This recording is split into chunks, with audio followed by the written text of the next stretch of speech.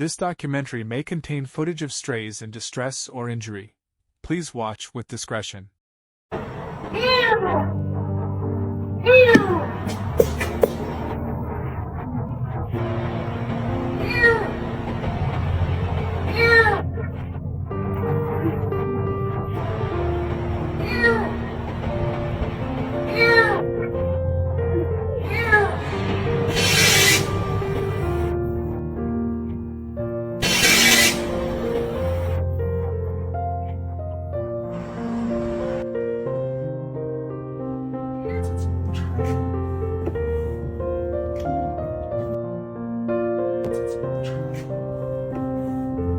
如果不行就去门口看一下。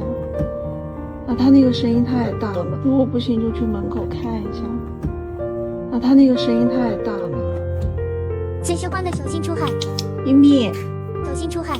咪咪，你在哪里呀？因为太小了，所以它是能钻。你在哪里呀？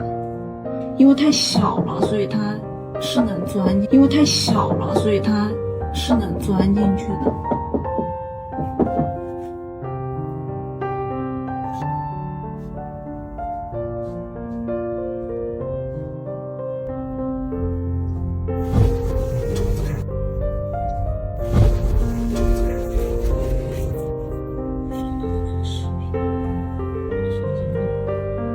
此时只敢龟速前进。此时只敢龟速前进。就是个小绿。按理来说，一般猫不会找电车，电车不暖。它找那个油车是因为它发动机热。但是前两天我看到的那辆也是辆电车，特斯拉，它里面有2只小奶猫救出来的，就在那个。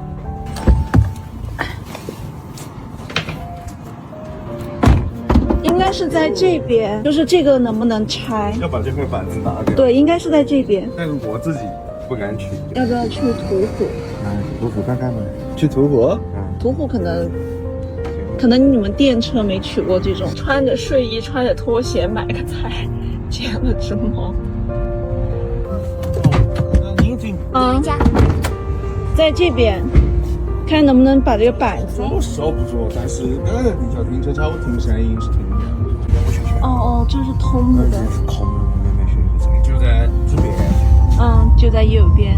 真的有。声音叫的，等我放这个声音给他，他就会再叫的。现在可能吵，它不一定敢叫。叫了。叫了。叫了。闹了。叫了，还在呢。又叫了。再次听见他的叫声，开心的同时又担心，100%能确定还在车里。要吊起来看吗？小哥说幸好是电车，油车这个位置大概率活不了。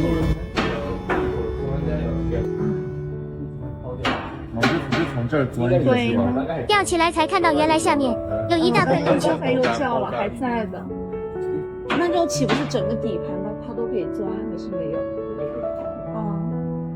在场所有人开始拿出手机寻找，但人眼应该很好。可能被吓到，现在不敢出声，确认不了藏的位置。手套别抓的。其实简单一点的。准备把前底板开了检查。对，我怕它突然掉下来。应该就是这时，自拆开，又进入搜索模式。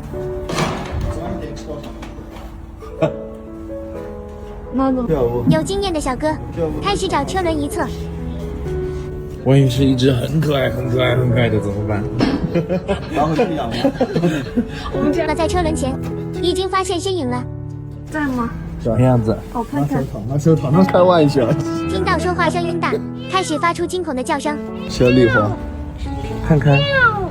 哎呦，叫了。小哥戴上手套，准备把它拿出来。自己也是看到了，还是？我知道，他在里面抓着。看到了他的一只后腿，我还以为是只偏大的猫猫。好像不小哦。只能把板子再拆大，为了别让它再到处钻，小哥只能整个胳膊伸进去拿它。这也不是很小。哎呀，一直保持投降动作。哎呀，因为这个反应，好多朋友说他是魔丸，但我觉得他更多是因为受惊吓，有点应激，开启了自我保护机制。马上给我们的箱子嘛。我不可能给它丢了呀。好，这个猫就好养了。这个猫好养，小狸花猫好养的。只看现在的情况，还是有点担心。特别感谢修理店所有店员，要不是有他们，我俩真没辙了。他们给了个箱子，先暂时放里面。怎么办？怎么办？现在是拿出来了，可后面怎么处理呢？怎么办？是个头疼的问题。打算先给他在里面冷静一下，看着干干净净的，可怜。他害怕就缩在那。今天周末家里有会咬。完了，他刚刚是有点应激的那种感觉。我们过去，他肯定害怕的。接昨天后事，拿出猫猫后，准备先去旁边宠物医院问问能不能收养。车里面叫，刚刚在土里，才把车拆了，才抓出来。哎呦，这么小。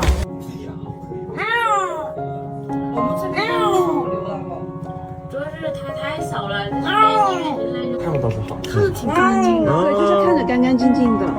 应该才刚换的，它现在也咬不动猫粮。打点。我们应该是饿了。于是就出现了开头惊悚的一幕。哎呦，很少有小奶猫这么凶，很少。刚才被电钻声吓惨了。是吃的了吧？他不知道。它不会吃，它不会吃。没吃过。可能太害怕了。刚刚拆的时候电钻各种声音，把门关起来。一般人进发动机都是小猫，但是小猫我又不能说给它丢路上我就走。它猫粮也不多，现在这么差也不一定吃，要给它完全一个密封。小姐姐戴了全防护手套，才敢碰它。小姐姐拿来猫条，害怕饿久了，先吞下肚子。又是招牌投降姿势。你别说，还处于惊吓状态。放回箱子让它再跑跑，没想到它又想跑。这是在给其他宠物医院打电话，问能不能收养它。因为我老公对猫毛过敏，还是特别严重的那种，所以只能想其他办法了。我们不收养，我们就是想找一下。先给他做个基础检查，找到领养者也才放心交给人家。找到领养前，我们再去接管，也想了解他的健康状况。他可以帮我问有没有人要，但是就是前提是要健康。对，先要正常嘛。猫这一种险，我还猫过敏呢。开始给他做检查，现在还挺老实。感觉他没力气叫累了吗？要检查耳朵，可他一直哈气，只能背对着弄。传染病的话，目前测试没有的。然后它的粪便的话也是比较干净，基本上什么都没有，连食物残渣都没有。应该是饿了，应该是没怎么吃东西。这些都不是小问题，因为它你平时会观察哈，因为它没有收潜伏期的，而且柿子版的检测率它也就在70%到80%左右。如果有的话，现在比较明显，它这个耳朵的话是没有问题的，耳朵也没有问题，它目前是没有皮肤的，猫藓也没有。然后跳蚤之类的话，它现在这样它应该不会怎么让我看。这个年纪，它有可能排大小便的没那么能排，因为小猫年纪太小的时候是小母猫给它舔屁股让它刺激它排便的，就不太知道它现在能不能自己排。猫砂的话大概率是不会用的，现在太小了。听完小姐姐这番话，发现养小奶猫没那么容易，脚步都变得沉重了。但这个魔丸小不点，不管它能怎么办呢？这么冷的天，加上没吃的，肯定撑不过多久。以前常刷到别人捡猫捡狗，这个主要是它是一条生命，虽然它是流浪猫。哦，你知道了。敬请期待2个零经验养猫人如何爆盖魔丸。美团让给他买一点这2天能吃的东西，他主要是怕冷到，他这2天要给他保暖做好。你好爸爸，你乖乖呀。怎么那么乖？外面有只小猫咪。妹妹了。但是你不能出去跟它接触，好不好？应该用不了太多，一点点就可以了，就1顿的，够了，多了。哎呀，是在车里捡到的，小鹏 P7，所以暂时取名 P7，这么叫还挺可爱的。我要看看妹妹，也不可以出来。纯好奇宝宝一个 ，P7没做跳蚤检查，以防万一，先不让他们接触。这小屁孩又溜过来了。我老公里面戴了皮手套，外面一层橡胶手套，一是怕被咬被抓，二是防止过敏，怕他不知道是什么，用手蘸一点给他。奶奶，这是奶奶。怕他不知道是什么，用手蘸一点给他。奶奶，这是奶奶。中途出去看了眼，他没喝羊奶，估计是不会。上网查后，立马买了喂食注射器，这么小不吃东西可不行，不放心，还是再看一下。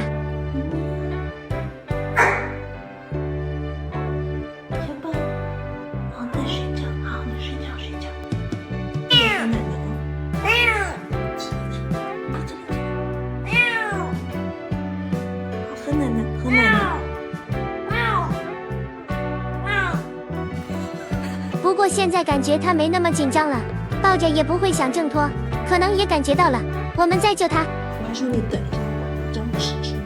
讲起医生的话，怕他不会自主排便，喂完奶就顺便弄一下。其实他挺乖，放回箱子里一点声音都没有。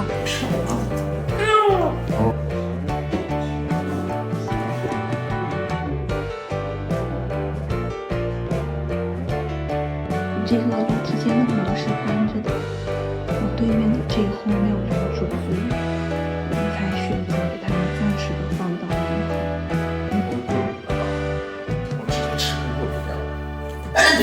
真的很严重，都没有直接接触到，只是空间里猫毛一多，飞脸上就中招。紧接着他脸吃完饭回来第一件事就是喂他，虽然我老公下午过敏，但现在还是坚持一起弄。大多了，都敢伸头出来看。哎呦，在这里，在这里。他自己抱着喝奶，边喝边叨叨的样子，真的好可爱。你根本就不是小孩了，是不是？你只是害怕，对不对？我要蹭蹭啊，知道会蹭蹭，是不是？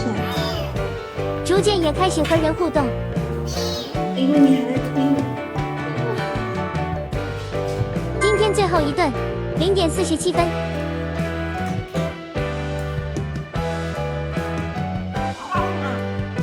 现在喂他也不叫，会主动喝奶了。如果我们要接他的话，可能今天晚上。没事没事啊，你们也可以考虑一下，因为我们也是希望给他找到一个家，给他这件接上集后续。在捡到 P7当天，宠物医院帮忙发招领养信息后，想领养 P7的先生就联系了我，说想约个时间来看看。我觉得比昨天好很多，就仅只过了一天。起来，抱抱。最乖了。和他们说了下最近喂养情况，给他们参考下看是否能接受。照顾小猫还是比较费精力，确实比我们有经验。先给 P7熟悉气味，再慢慢靠近。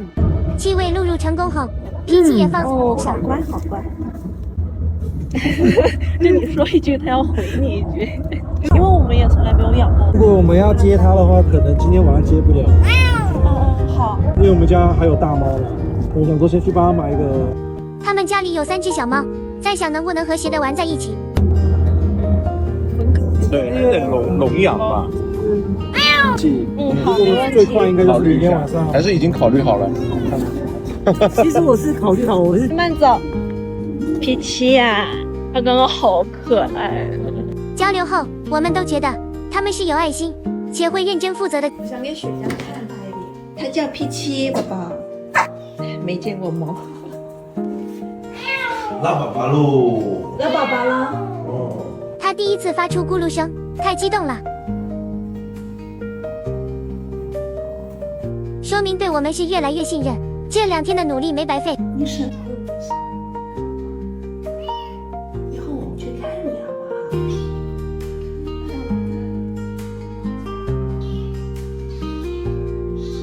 好？突然他就开始主动找我，要是能养它该多好。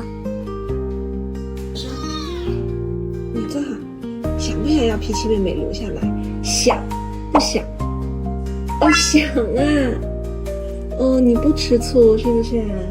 你还是喜欢的，真乖。刚刚给我发微信说，这块8点到9点能过来接 P7。今天晚上他的就赶快临时的在美团上买了一块毛毯，给他带一块新的过去吧。他们接回去以后，我也不知道那个他们准备的笼子是多大。